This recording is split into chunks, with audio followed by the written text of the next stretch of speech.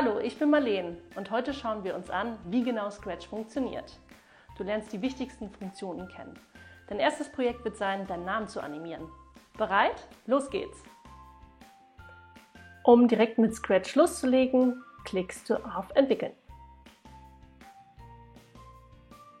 Und hier sehen wir auch schon unsere Benutzeroberfläche. Ganz rechts befindet sich die Bühne, also das, was du programmierst, wirst du dann sehen. Hier hast du die Möglichkeit, Figuren hinzuzufügen, diese aber auch zu löschen. Das ist unser Programmierbereich, wo wir unsere Befehle mit Drag and Drop hinbewegen können. Ich möchte zum Beispiel, dass meine Katze einfach mal ein paar Schritte geht. Ich klicke auf die grüne Fahne und es hat geklappt.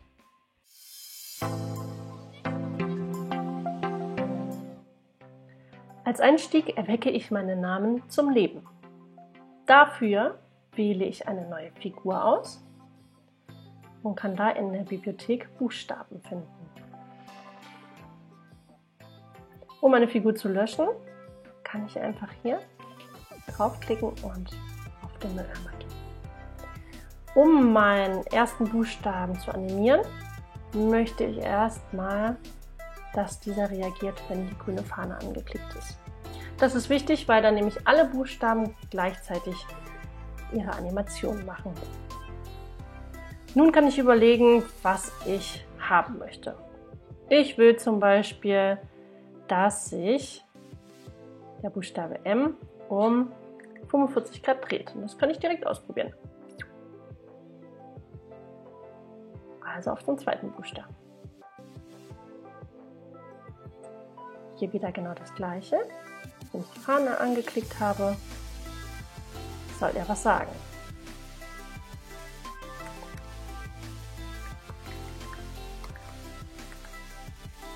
Das probieren wir mal.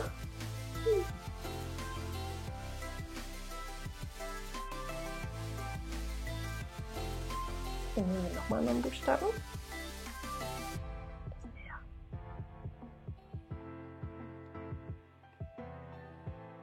Da möchte ich gerne, dass es ein Geräusch macht.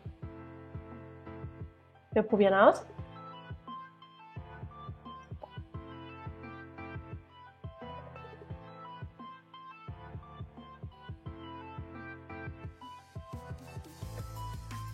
Beim L möchte ich gerne, dass sich die Farbe verändert. Ihr seht hier, es gibt ganz viele Möglichkeiten. Und dann probieren wir mal das aus. Ja?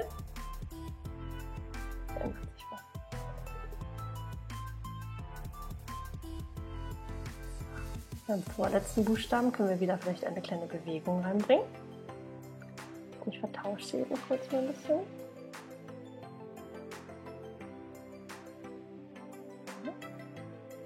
Da sage ich wieder Ereignis. Und da möchte ich, dass mal ein bisschen was passiert hier.